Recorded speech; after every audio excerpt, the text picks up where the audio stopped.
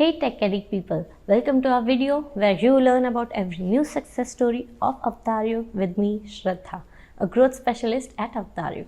So, in today's video, we will see how Avataryug and Tapmyads, a gaming studio based in Singapore, mindfully elevated its revenue game with the help of Avataryug's Avatar Creator Service. So, let's roll to the start. Billiards Pool Arena is an arcade-style pool game of Tapmyads. They wanted to make maximum revenue through their games without developing any new features in their games. Plus, they also wanted to make sure that users' privacy is not being compromised in this process. So, what did they do? They partnered with Avataryug to find innovative solutions for this situation. And how did Avataryug handle it? Let's see.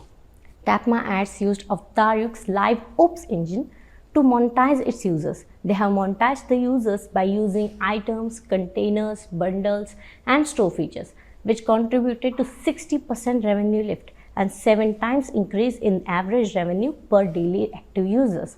The Avataryug team also helped them to find the opportunity of adding rewarded ads, which added a new stream of revenue in their bucket.